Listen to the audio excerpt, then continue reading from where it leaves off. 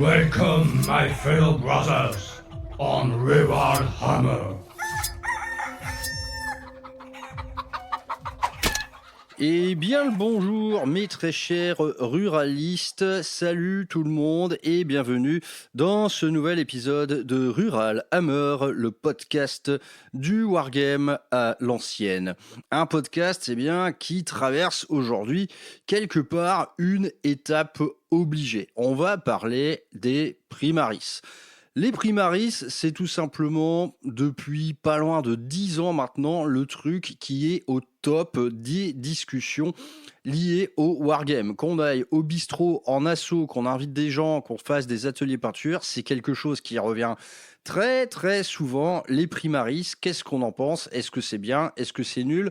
Etc. Et du coup, force est constater que il y a un constat sans appel dès le départ, c'est que c'est un sujet qui divise énormément en général.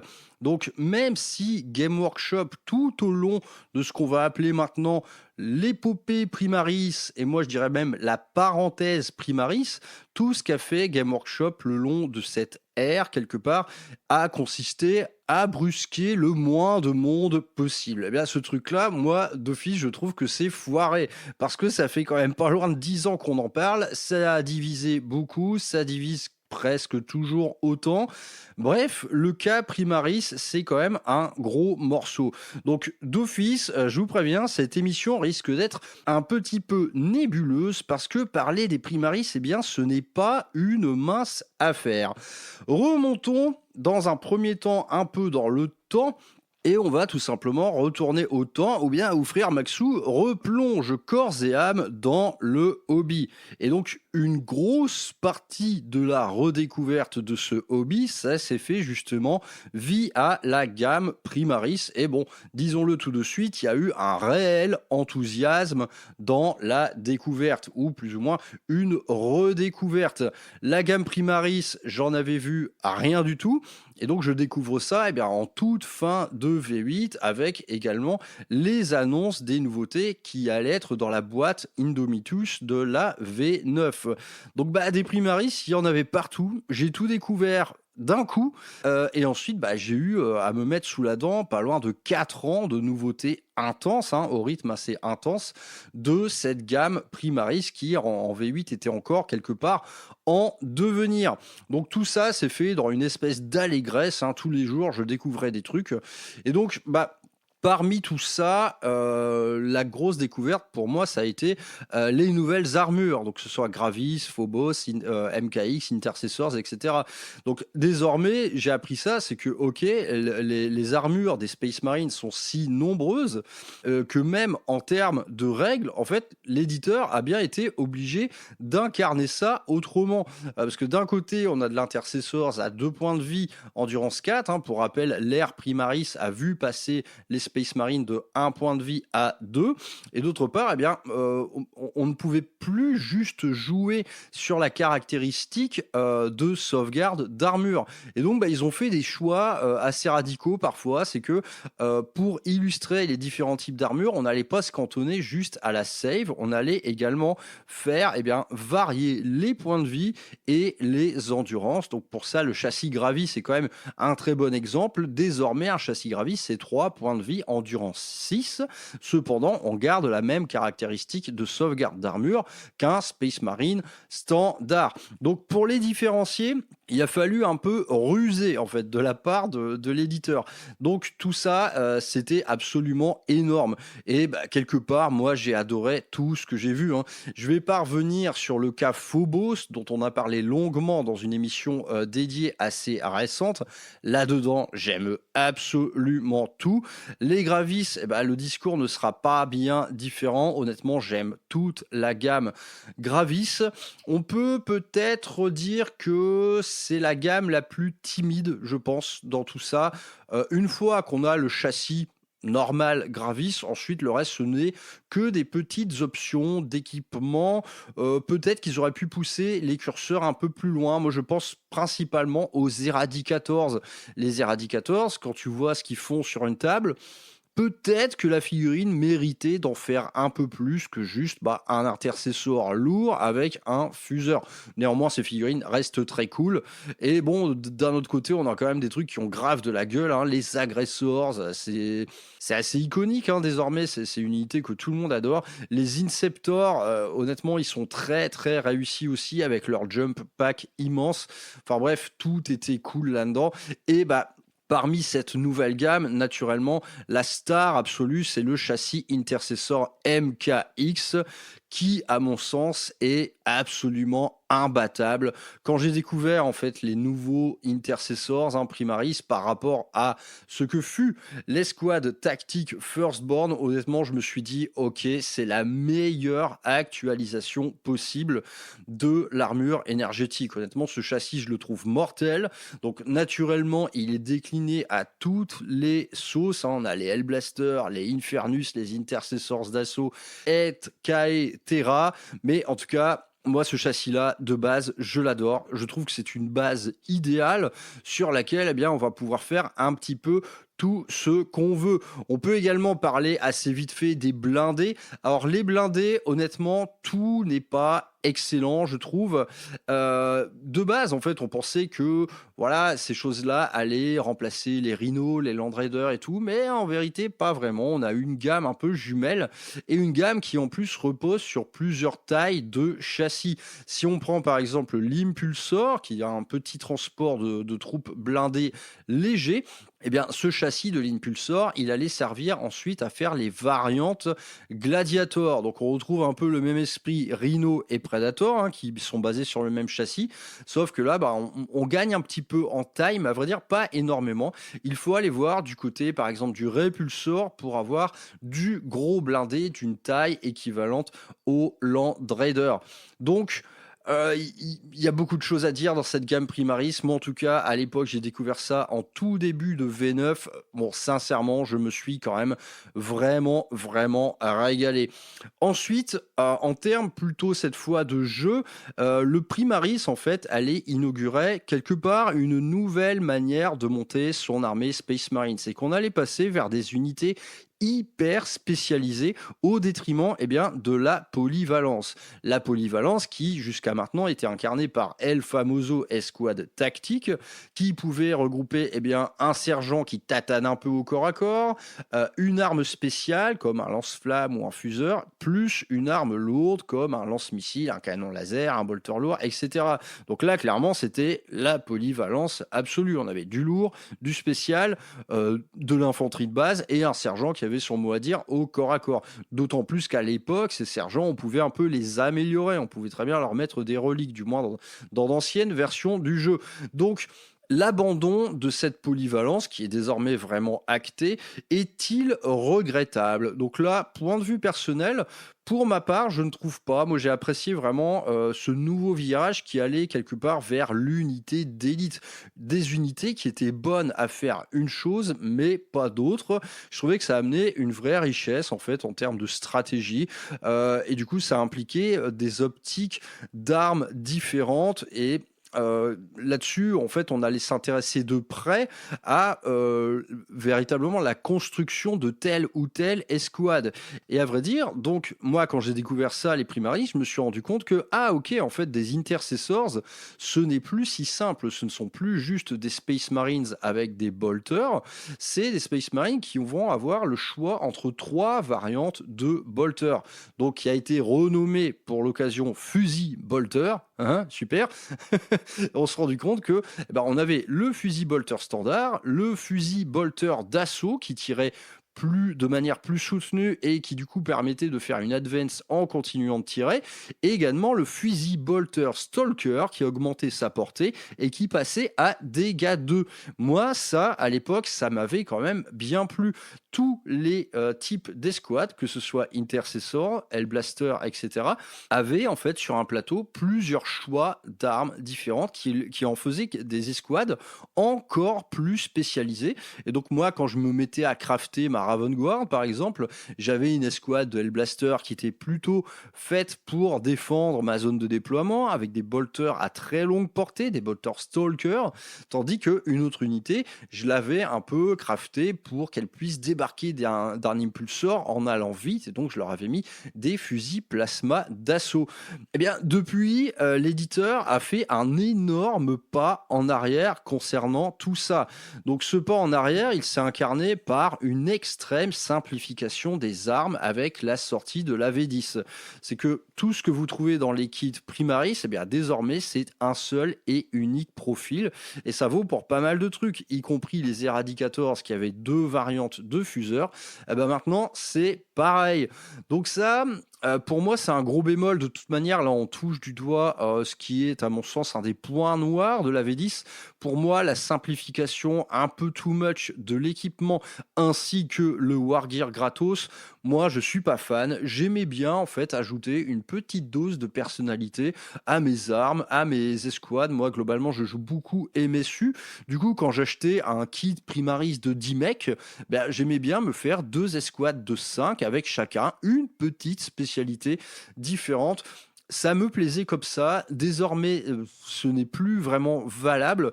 Est-ce que ça reviendra un jour? Honnêtement, je ne pense pas. Tandis que dans les kits, on trouve encore dans les grappes ces différentes versions de fusil plasma, de fusil bolter, de fusil fuseur, etc. Donc, est-ce que c'est un bon pari sur l'avenir de dire oh, je m'en bats les couilles, du coup, je monte tout comme je veux? Je pense que oui, je vois pas l'éditeur en fait faire machine arrière sur ce point-là. Donc désormais la règle c'est que vos figurines vous les montez avec les armes que vous trouvez les plus stylées. Et à vrai dire, les plus stylées sont souvent les plus lourdes. Donc ça pour moi une vraie déception en V10. J'aimais beaucoup en fait en V9 la manière dont ça avait été fait. Bon, dommage. Est-ce que ça reviendra? Je ne pense pas. Mais en tout cas, globalement, l'ère Primaris signait une chose, c'était une spécialisation accrue. Et moi, ça m'a bien plu. Libre à vous d'en discuter. Je sais que, en fait, quel que soit le sujet de cette émission, ça ne fera jamais l'unanimité. Eh bien, à ce propos, partons directement dans ce qui peut fâcher, c'est que cette ère Primaris, elle s'est accompagnée d'un changement d'échelle. Donc le changement d'échelle des Space Marines, on l'a vu tout de suite, les Primaris font une bonne grosse tête de plus que leurs petits ancêtres Firstborn. Et là, eh bien pour moi, c'est le gros patatras, parce que ce changement d'échelle, Game Workshop va le justifier dans son lore. Et là, pour moi, c'est toujours à cette heure, d'ailleurs, une énorme incompréhension parce que tout ce putain de jeu a changé d'échelle. Regardez n'importe quelle faction, par exemple les orques, les Eldar, on a bien vu que tout avait changé d'échelle. Les gardiens Eldar, là, les derniers sortis il y a à peu près 3 ans, il me semble, sont bien plus grands que les anciens. Et ça vaut pour le jeu dans son intégralité. Pourquoi avoir voulu justifier le cas Space Marine? Pourquoi avoir fait ça? Pour moi, en fait, là, si on devait retenir le truc le plus débile de toute cette parenthèse Primaris, eh bien, c'est bel et bien ça. La justification de changement d'échelle par le lore, c'est débile, c'est maladroit. Un Space Marine, ça a toujours fait 2,40 m, il me semble. Dire que les Primaris sont plus grands que leurs cousins, alors certes, ça se voit sur une table, mais vouloir le justifier en termes de lore, là, je trouve ça catastrophique, et d'autant plus que ce lore, on va y revenir, il est quand même assez maladroit, et surtout à ce sujet précis. Autre chose qui a pu quand même fâcher pas mal de monde dans cette nouvelle gamme Primaris, eh bien, ça a été l'effacement un petit peu de l'iconographie au profit de quelque chose de plus épuré. Et donc, on va perdre globalement en style. On en a parlé dans pas mal d'émissions. Par exemple, si je vous rappelle les derniers sorties Blood Angel, on avait une boîte Compagnie de la Mort où on avait juste des intercessors peints en noir. Il n'y avait absolument rien d'autre à se mettre sous la dent en termes d'iconographie, d'habillage, d'emballage, etc. Donc ça peut être un autre gros point noir en fait de toute cette parenthèse Primaris. Les kits demeure très générique, et si on devait compter sur Game Workshop pour vouloir sauver les meubles, là on se plantait, parce que tout ce qu'a pu nous offrir Game Workshop concernant un peu le pimpage de ces kits Primaris, c'était les fameuses petites grappes kit upgrade Primaris qui étaient complètement nul et en plus tarifé au prix fort. Donc ces grappes, elles ont toujours été strictement décevantes. Si on prenait par exemple une petite grappe upgrade Primaris Dark Angel, on avait juste une dizaine d'épaulières, toutes les mêmes, une petite épée, un petit flingue, une petite tête avec une capuche, circuler, il n'y a rien à voir, ça devait coûter une bonne dizaine, voire douzaine d'euros. C'était tout simplement honteux et on le sait maintenant, si on veut aller faire ses courses de ce côté-là, le petit monde de l'impression 3D nous offre beaucoup plus pour beaucoup moins d'argent. Donc voilà, ça, ouais, d'ailleurs, cette impression 3D, moi, pour ma part, elle a été en fait un recours assez systématique pour justement venir pallier en fait au côté un peu trop générique de tous ces nouveaux kits Primaris. Et donc dans tout ça, on a trouvé quand même quelques fiascos en termes de sortie de figurines, du moins des fiascos, tout est toujours discutable, parce que les goûts et les couleurs, mais c'est vrai qu'il y a des trucs qui ont fait quand même assez consensus dans la mocheté. Citons par exemple le petit quad ATV, qui semble tout droit sorti de Mario Kart, avec un servant d'armes tout rigide à l'arrière. Honnêtement, je trouve ça quand même sympathique, mais on va pas se mentir, ça casse pas des briques. Quelques fautes de goût également, je pense par exemple au Storm Speeder. Ce châssis, honnêtement, je l'aime beaucoup, mais c'est vrai que encore une fois, ce servant d'armes qui a juste la tête qui dépasse de la tourelle, c'est assez ridicule. Là aussi, l'impression 3D vous propose de rhabiller vos Storm Speeder pour leur donner un côté plus tanky. Ça, c'est assez indispensable à mon sens. On a eu les Desolators, dont tout le monde s'est un peu foutu de la gueule, avec ces espèces de bazookas improbables. Oh, naturellement, la garde sanguinienne, je ne vais pas revenir dessus, mais elle incarne assez merveilleusement bien ce côté trop générique des kits Primaris, parce que là c'est vraiment fadasse, quoi. C'est vraiment fadasse, un peu sans âme. Et globalement, il y a aussi quelques trucs à redire concernant les kits. On a pas mal de kits qui sont vraiment trop peu modulaires, comme je pense principalement à celui des Outriders. On a eu pas mal en fait de sorties de figurines qui ont été révélées dans les boîtes de base et qui ensuite n'ont pas connu les joies d'un véritable kit full custom avec lesquels on allait pouvoir un peu kit bâcher les choses. Là, acheter un kit Outrider, en gros, vous pouvez rien faire. Le truc est complètement figé. Mais bon, je vais pas vous... voilà, vous êtes des grands garçons, vous savez comment changer une tête et un bras. Voilà, il n'y a pas mort d'homme, quoi. Mais bon, tout ceci finalement n'est que bien peu de choses comparé à tous les bangers auxquels on a pu avoir droit. Je ne vais pas refaire le déroulé de toute cette parenthèse Primaris, mais bon, entre les Blade Guard, les nouveaux Terminator, les compagnons de la Deathwing ou les chevaliers Dark Angel, des figurines qui tuent en Primaris, honnêtement, on en a eu quand même un paquet. Ça continue toujours, d'ailleurs, aujourd'hui même, il y a eu quelques nouveautés en Black Templar. Donc voilà. Mais en tout cas, j'ai fait un peu le zapping de tout ce qui avait pu poser problème côté Primaris. Pour moi, le plus gros fiasco, c'est ça, c'est le changement d'échelle et également l'absence de style. Mais ce style, je pense qu'il va finir par revenir sous des formes différentes. Là, en fait, tout ça, on est en train de terminer une ère pour en redémarrer une autre. J'y reviendrai. Bon, venons-en maintenant un petit peu au lore. Qu'est-ce que c'est le lore des Primaris? Donc ce lore qui, comme je vous l'ai dit, a pris le partie immense en fait de justifier le changement de taille des soldats. Donc globalement côté fluff, le Primaris c'est quand même un beau bordel. Donc ce bordel remonte directement à la fondation du Codex Astartes par Guilliman et puis le petit père Guilliman dans l'ombre il s'est mis à contacter l'Adeptus Mechanicus pour quelque part prévenir et assurer le futur des chapitres Space Marine.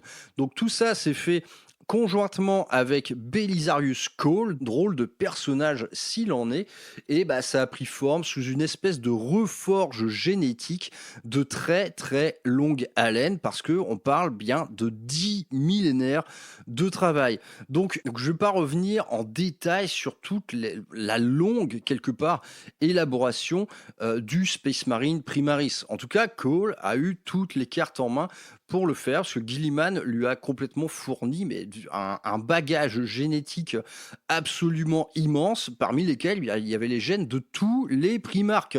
On en reparlera sans doute après, mais rien n'exclut que la génétique en fait des chapitres devenus depuis renégats ait été utilisée pour la conception de ces nouveaux soldats d'élite.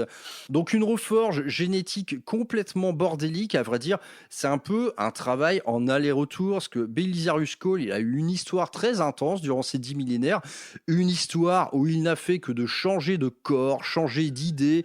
Le mec, il retélécharge ses données, il les sauvegarde dans le cloud, il les download dans un nouveau corps. Enfin, il est un peu instable, ce mec, et à vrai dire, durant toute cette longue étape de conception, à vrai dire, il s'est quand même attiré pas mal de foudre, parce que ses travaux flirter un peu de près ou de loin parfois avec ce qui pouvait laisser craindre un petit soupçon d'hérésie dans tout ça.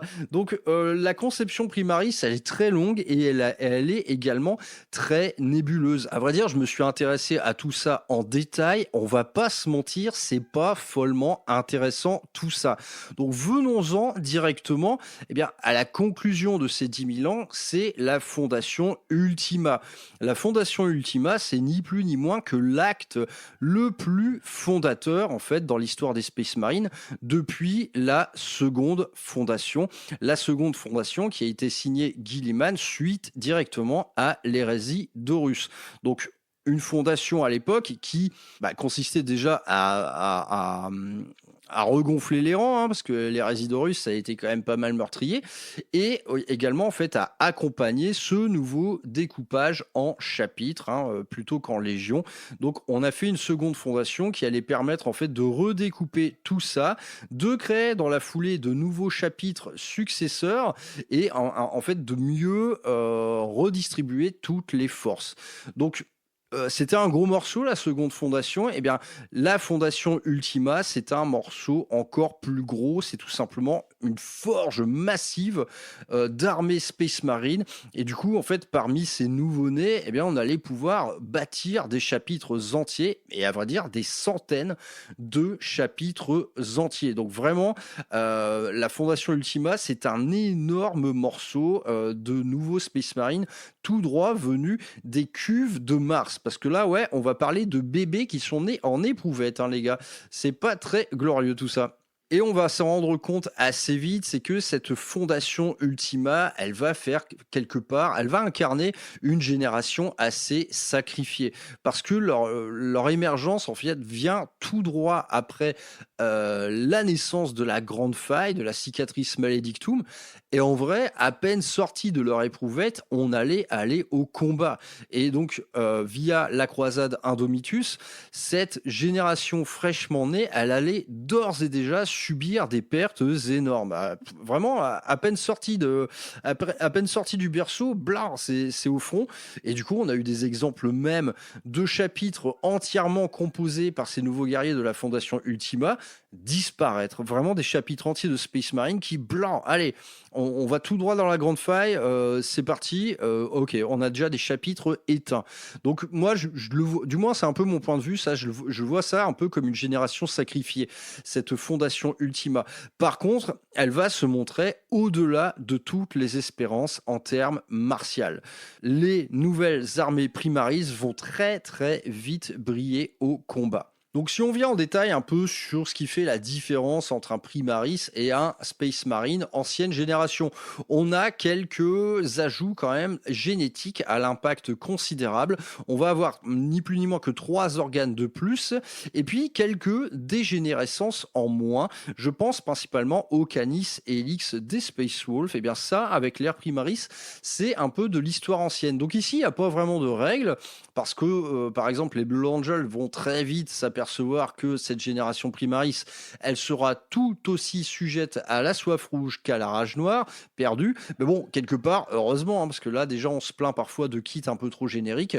Si en plus, le lore se mettait quelque part à annuler ce qui fait des éléments clés de tel ou tel chapitre, on ne serait pas rendu. Donc là-dessus, Ça vient en fait directement du travail de Belisarius Cole qui a été quand même assez erratique hein, dans tout ça. Donc erratique et non pas hérétique, même si on peut avoir quelques doutes. Ah ouais, genre le mec il a fait son propre Primark. Hein. Tu vois, il s'est fait un petit plaisir, Belisarius Cole, il s'est fait son propre Primark. Je ne me rappelle plus, merde, comment il s'appelle ce Primark de Cole là qui lui sert un peu de garde du corps. Peut-être Primus. Ah non, je ne me rappelle plus du tout. Bref, le mec, il s'est quand même fait plaisir. Hein. Cole, il s'est quand même fait plaisir dans tout ça. Donc voilà, génétiquement, c'est pas oufissime non plus. Et voilà, il y a quelques dégénérescences en moins, mais globalement, on reste un peu sur le même ADN. Et donc, on en vient tout de suite à la croisade Indomitus, et avec quelque part ce qui, moi, je trouve est le plus intéressant dans tout cet arc narratif, ça va être l'inclusion de cette fondation Ultima dans les chapitres Space Marine existants. Donc, comme je l'ai dit, pour regonfler les effectifs, mais là, en fait, on va mettre le point sur le côté un peu tradition et culture. Dans des chapitres très marqués, en fait, culturellement, comme les Dark Angels ou les Space Wolves, eh bien, l'inclusion de ces nouvelles unités Primaris, elle ne s'est pas faite sans mal. Donc ça, c'est quelque chose qui est très mis en avant dans les romans Dark Imperium, et à vrai dire, qui est vraiment intéressant, moi je trouve, c'est que vous avez des mecs voilà, qui sont complètement dans des chapitres super enracinés, avec 10 000 ans d'histoire au compteur, voire plus pour les chapitres de la première fondation.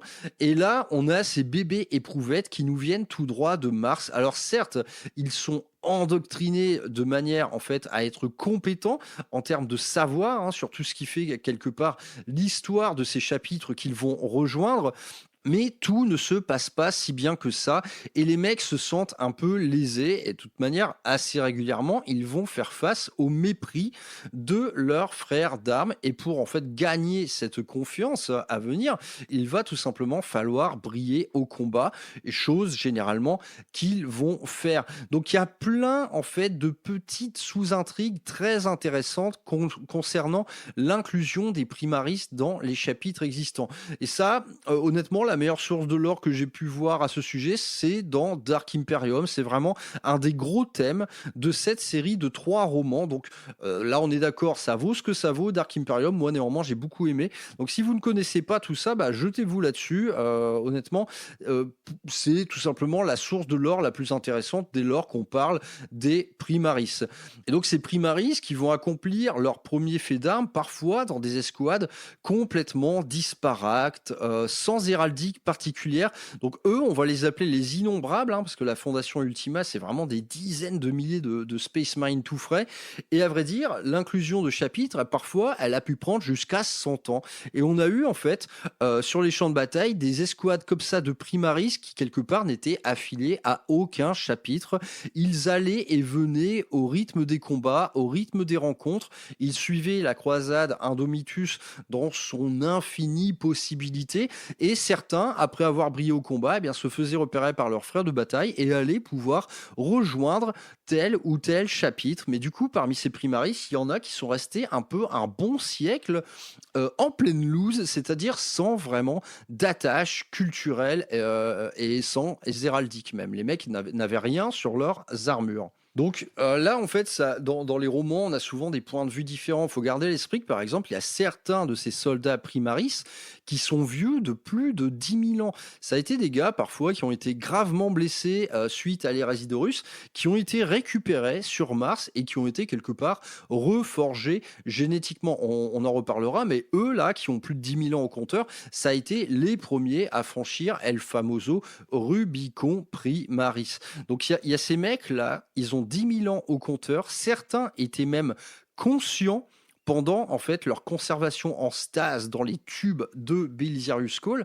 Donc là, le point de vue de ces mecs-là, il est assez intéressant, il est même assez tragique, parce que cette vie, en fait, durant 10 000 ans, elle n'a été qu'une longue suite de réveils et de replongées en sommeil, des phases courtes de réveil durant lesquelles on allait leur faire subir tout un tas d'expériences.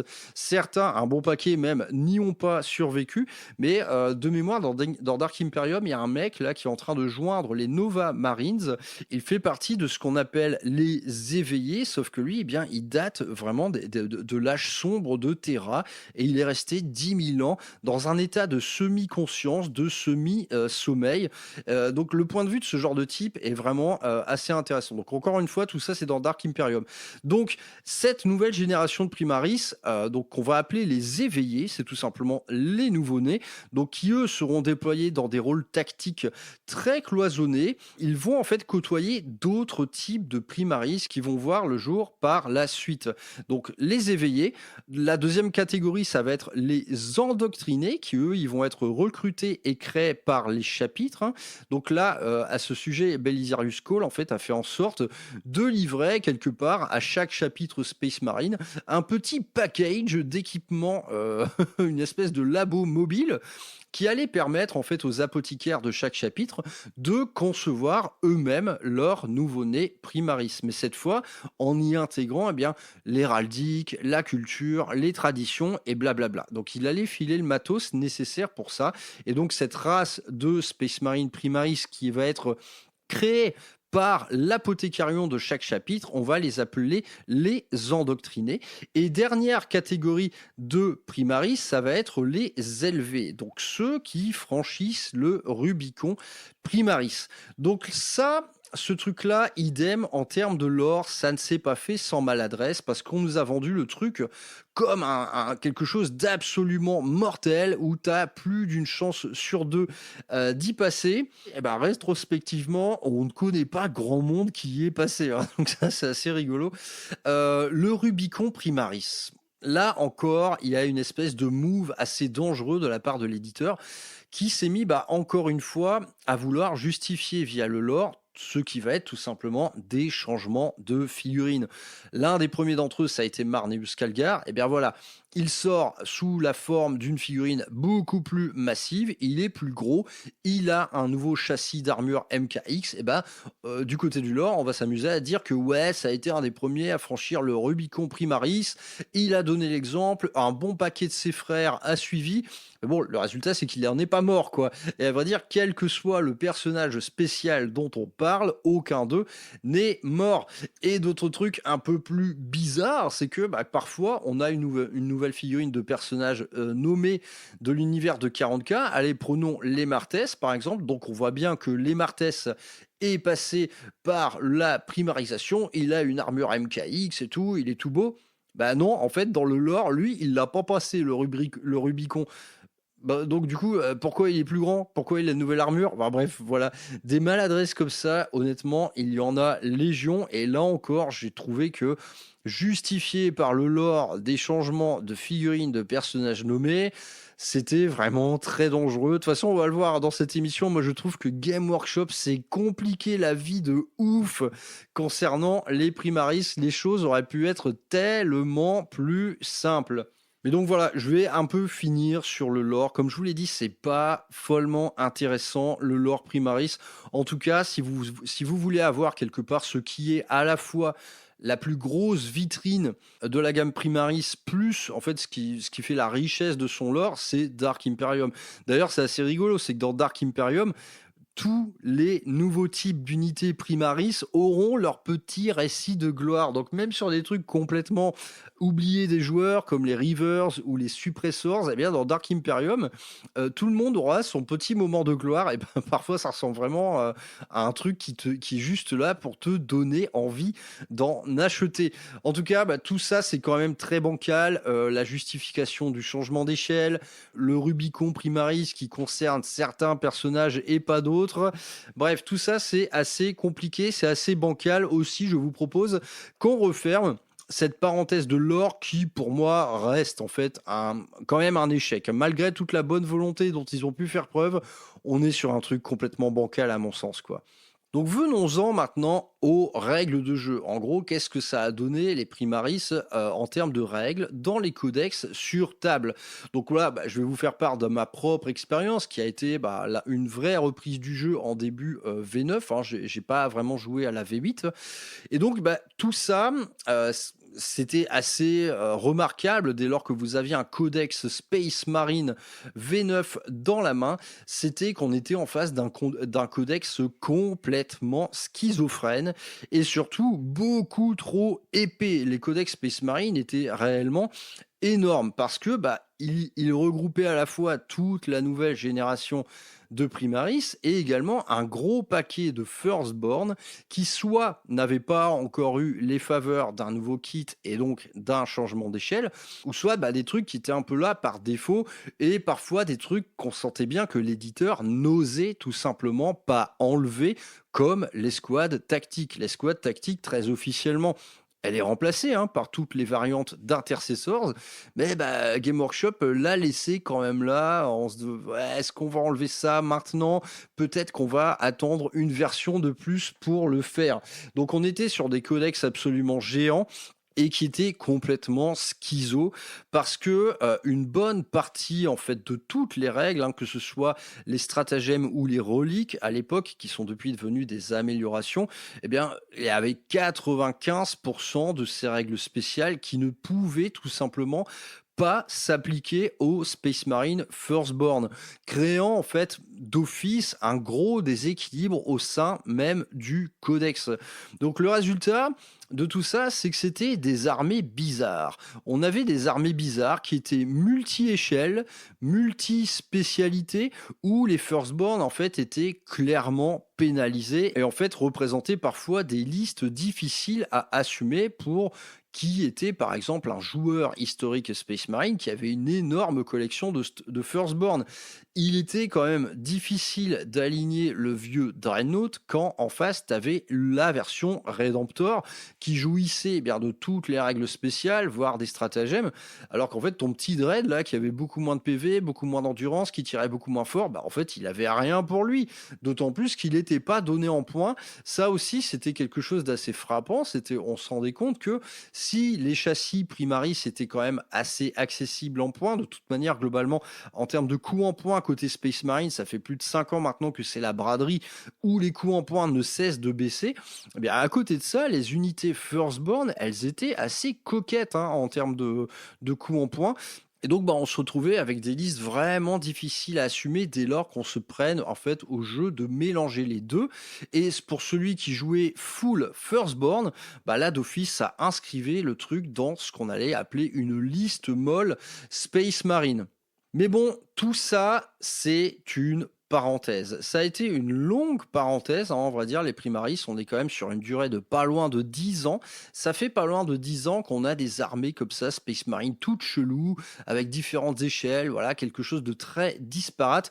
Moi, à vrai dire, à titre personnel, c'est quelque chose que j'ai refusé de faire tout simplement. Je ne pouvais pas avoir une armée multi-échelle, c'était mort. Donc bon, vous avez vu ça plein de fois sur les réseaux, c'est par exemple ma compagnie de la mort, je l'ai primarisé d'entrée de jeu, alors que le kit officiel n'existait pas encore. J'ai fait idem avec les Vanguard vétérans, j'ai fait ça pour pas mal d'unités, je voulais tout simplement que tout le monde soit basé sur la même taille d'armure, la bonne vieille armure MKX, et à vrai dire, c'est simple comme tout à faire, donc ça n'a pas vraiment été un problème, néanmoins ça a représenté un solide coup en argent tout ça, mais bon, néanmoins, maintenant, ce truc est en train de prendre fin. On voit de moins en moins d'unités Firstborn sur table. Et de toute manière, elles synergisent toujours aussi mal avec les nouvelles règles de détachement de la désormais V10. Et au milieu de tout ça, on a vu arriver ce qui vont être en fait les nouvelles générations de kits Space Marine, et ces kits, ils vont être un petit peu hybrides.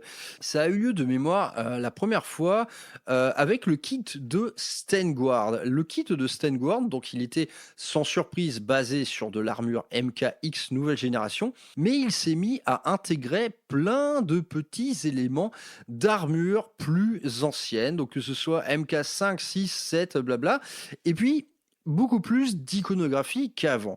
Eh bien, cette nouvelle forme de kit beaucoup plus hybride, beaucoup moins générique, elle représente tout simplement la nouvelle génération de figurines Space Marine, et depuis, elle est désormais monnaie courante. Et quel meilleur exemple pour illustrer ceci que la nouvelle gamme Space Wolf. Alors là, on a vraiment l'incarnation parfaite de tout ça, de ces nouveaux kits hybrides. C'est qu'on est basé, tout le monde est basé sur un châssis Primaris, mais putain, on a une richesse assez folle, en fait, en termes de variantes d'armure. Donc, ça concerne les torses, les jambières, les épaules. On a également beaucoup plus d'iconographie qu'avant. On a des armes, en fait, qui piochent dans tout l'arsenal Space Marine depuis sa création, c'est-à-dire le bon vieux bolter V2, V3, accompagné des nouvelles variantes fusil, bolter, par exemple. Et donc, maintenant, on s'en bat les couilles. Toutes ces armes ont le même profil. Donc on y est.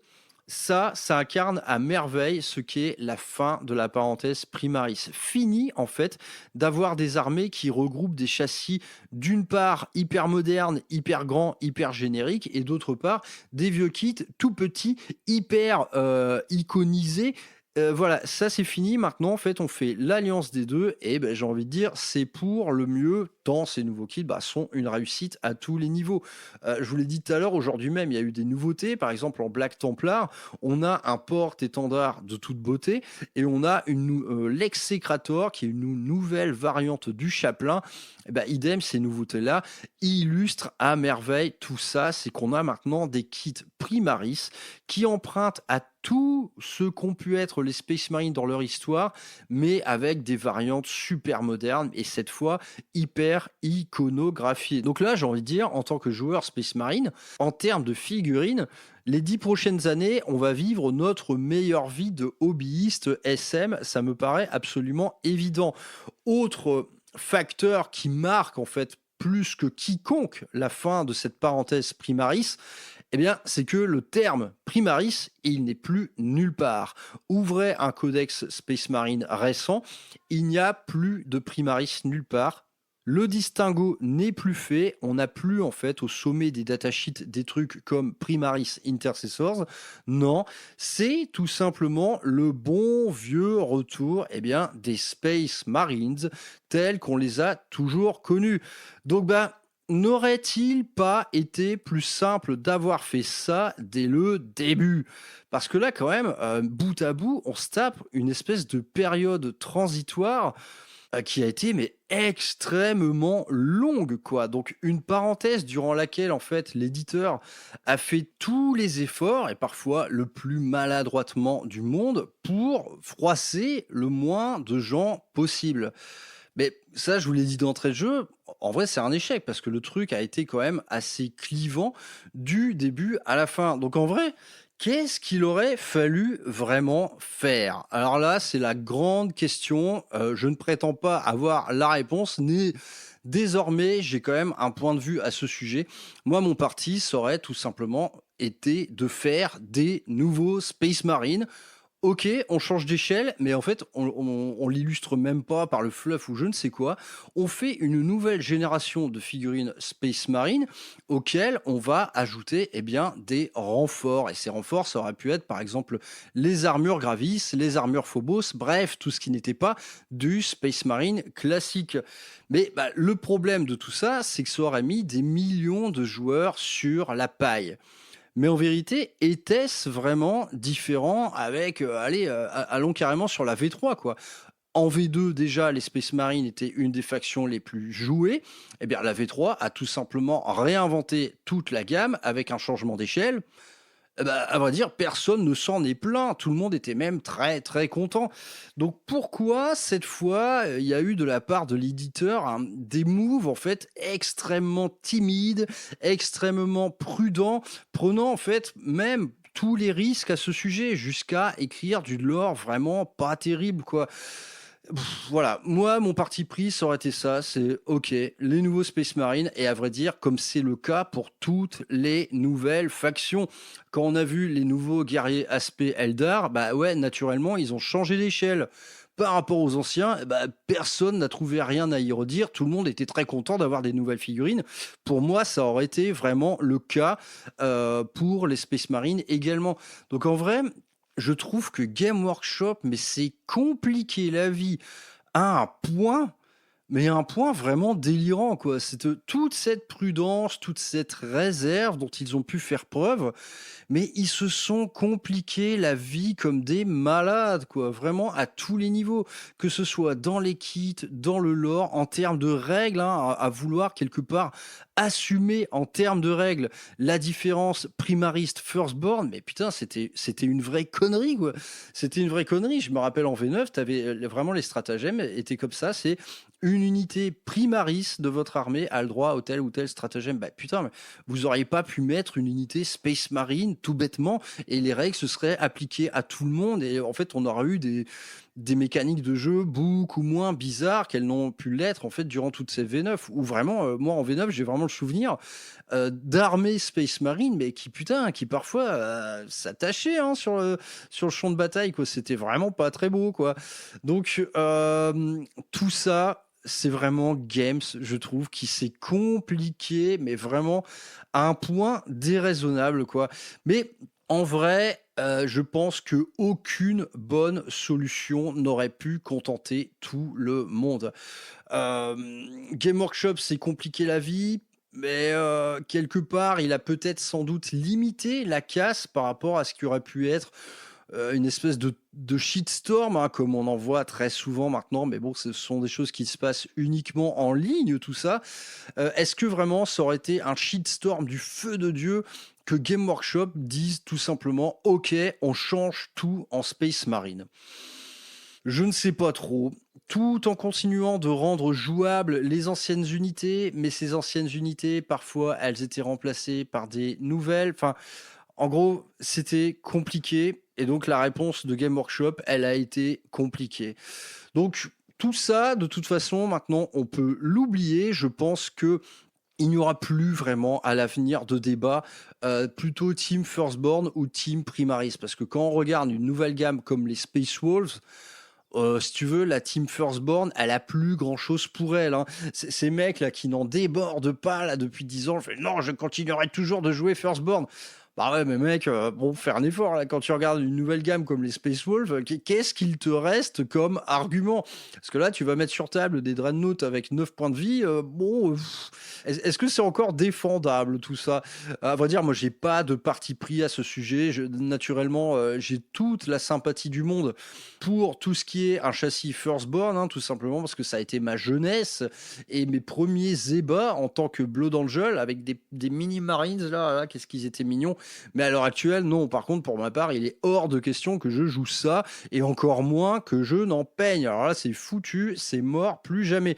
Donc, vu que tout ça, en fait, ce sont des débats, je pense, en voie de disparition, tournons-nous un petit peu vers l'avenir. Donc cet avenir, à vrai dire, je pensais, et je n'étais pas le seul, que l'AV10 allait être la vraie conclusion de la primarisation. Donc si elle l'est à plus d'un titre, hein, avec les éléments dont je vous ai parlé, ne serait-ce que la disparition du terme primaris, c'est pas fini. À vrai dire, le renouvellement de la gamme, il n'est pas fini.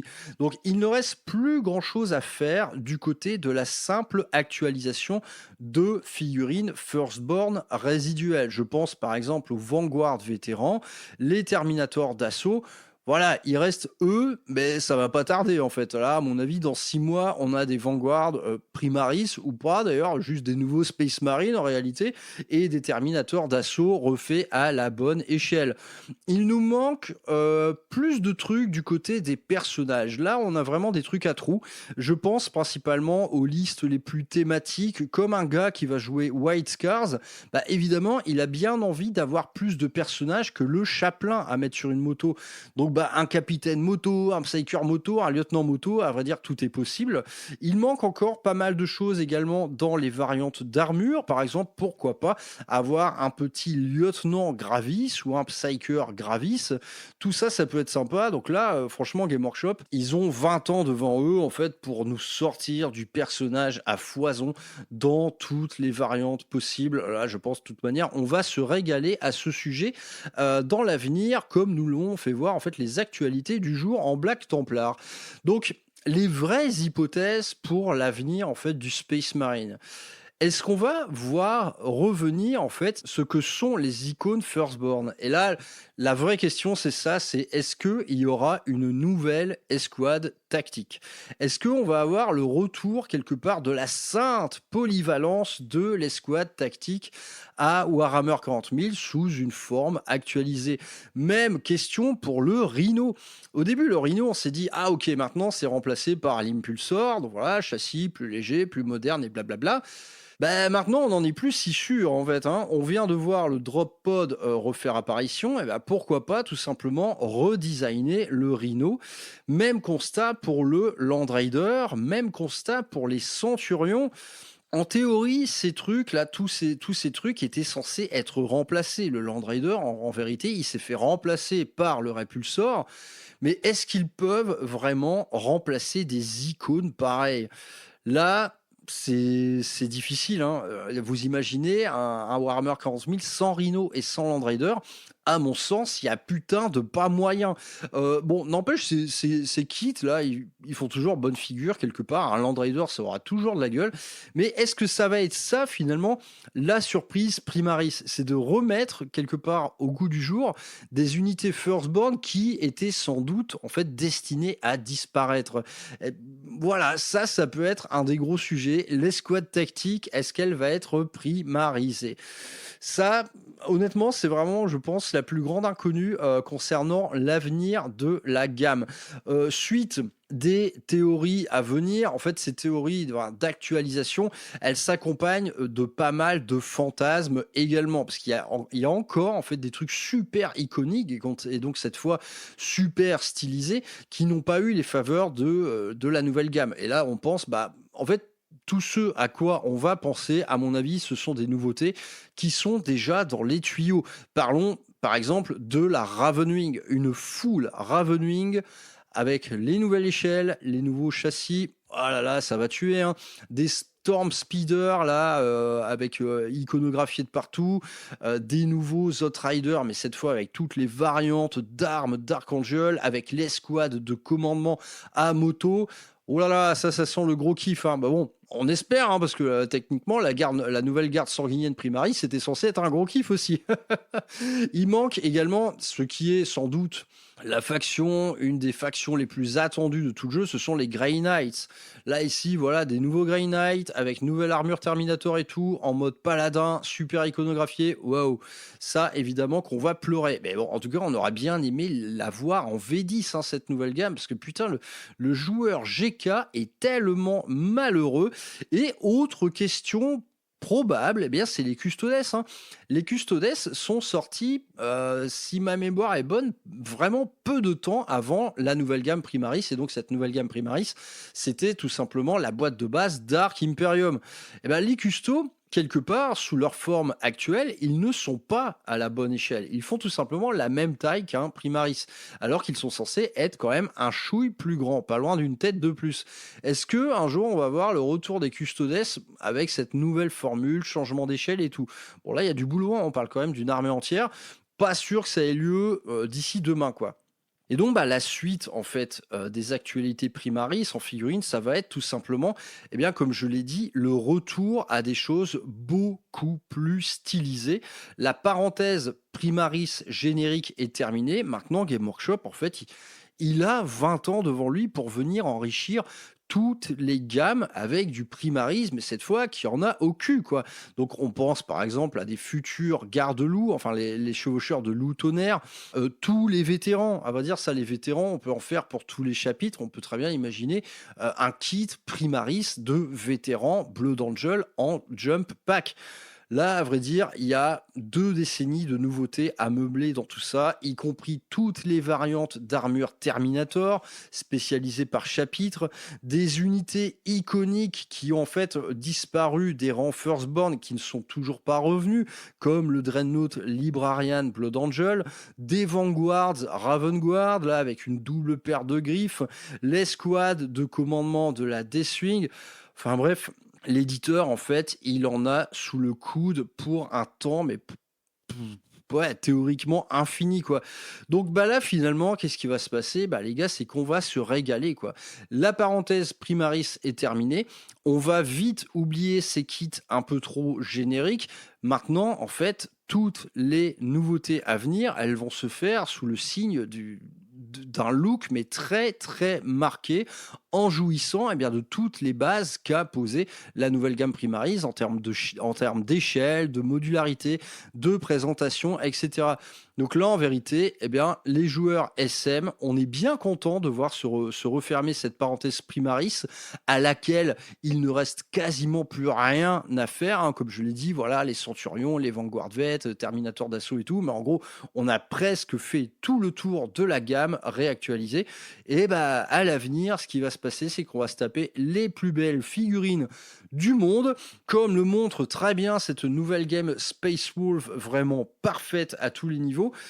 Bref, on va se régaler les gars. Donc finalement, le bilan de cette émission, bah, c'est que j'ai parlé pour un peu rien dire, hein, parce qu'il n'y a pas d'avis quelque part définitif à avoir sur la gamme Primaris. Hein. Moi, globalement, je me suis régalé tout au long de cette parenthèse. Ok, les kits étaient un peu trop génériques, mais bon, vous me connaissez, j'en ai quand même foutu partout. L'impression 3D est d'une aide précieuse, justement, pour venir pallier à des kits qu'on trouve un peu tristounes. C'est exactement fait pour ça. Mais bah, du côté de l'éditeur, là, il va se passer des nouveautés. Ça va pleuvoir. Ça va pleuvoir en V11, ça va pleuvoir en V12, jusqu'à la V15 en vérité. Quoi. On va se taper 10 à 20 ans de nouveautés Space Marine intenses, mais qui auront quelque part, qui en auront fini avec tous les défauts des Primaris. Et donc ces défauts, je les trouve souvent dans le lore, dans les kits très génériques, etc. Et donc dans le lore, bah, là, idem, est-ce qu'il y aura une forme de redcon, comme ça arrive très souvent maintenant? Est-ce que vraiment Game Workshop va garder cet arc narratif qui a consisté à nous faire croire que les nouvelles gammes de soldats étaient plus grands qu'avant? Bah, maintenant, en vérité, ça ne tient plus. Le terme Primaris n'existe plus, donc je vois pas pourquoi quelqu'un serait plus grand qu'un autre. Qu'est-ce qu'ils vont faire, quoi? Est-ce que vraiment ils vont revenir un peu sur leurs pas? En fait, c'est ça la grande question, c'est est-ce qu'ils vont encore se compliquer la vie? Moi, j'ai envie de dire, les mecs, touchez plus à rien. C'est bon, on a digéré. C'est bon, les débats Firstborn versus Primaris, ils n'ont plus vraiment lieu d'être. Enfin, en fait, lâchez-nous la grappe avec ça. Vous avez fait comme vous pouvez. Vous avez fait des choses très bien, d'autres complètement connes, hein, on va pas se mentir. Mais là, on y est. Les Space Marines sont de retour. On va voir des nouveaux Space Marines tout le temps. Les Primaris, on n'en a plus rien à foutre. Voilà. Laissez-nous vivre notre meilleure vie de modélisme, là, avec toutes les nouvelles figurines qui vont arriver. Ouais, quelque part, fermez-la, Games. Franchement, ok, vous avez fait de votre mieux. C'était pas sans heurts. À mon sens, vous vous êtes compliqué la vie un maximum, mais néanmoins, c'est terminé tout ça. Allez, bon vent, les Primaris. Maintenant, c'est les Space Marines comme on les a toujours connus et ils vont être là pour bien des décennies encore. Voilà, c'était ma petite réflexion du jour sur les Primaris avec une émission qui n'avait pas vraiment de corps. Hein. Je l'ai préparé comme j'ai pu, mais putain, c'est difficile en vérité. Hein. C'est difficile de parler de tout ça, tant ça a été quand même un joli bordel, quoi. En tout cas, si on devait retenir un point noir dans tout ça, moi, le point noir, c'est vraiment le lore. Je trouve le lore Primaris objectivement très mauvais. On est entre la manœuvre commerciale, la décision qui vise à ne brusquer personne. Enfin, pour moi, c'est très maladroit. J'aurais préféré quelque chose de beaucoup plus assumé, quitte à froisser des millions de joueurs, en vérité. Moi, voilà, je trouve ça inutilement compliqué. Je trouve ça, le Rubicon Primaris, je trouve ça débile. Bref, le lore, pour moi, c'est le gros point noir Primaris. Et bien, du coup, je vous propose de ne plus jamais en parler. Allez, c'est la fin de cette petite émission légère. Portez-vous bien, les mecs. Profitez bien de cette belle saison. Hein. Là, franchement, en ce moment, on se régale entre les travaux, les terrasses et les apéros. C'est tout simplement merveilleux. Le potager est magnifique. Bref, je vous fais tous des gros bisous. Venez faire coucou sur le Discord de Rural Hammer, hein, qui est toujours aussi excellent. Sur Insta, Brother, Maxou, Painting. Et je vous dis à très bientôt pour Eh ben putain les gars, ça va être la 100e émission la prochaine. Celle-ci, c'est la 99. Donc prochaine émission, c'est la 100e. Et je vous réserve un petit programme sympa comme tout, où on va pas bien se prendre la tête, on va surtout rigoler. Portez-vous bien les zouaves. À plus tard sur Ruralamer. Ciao.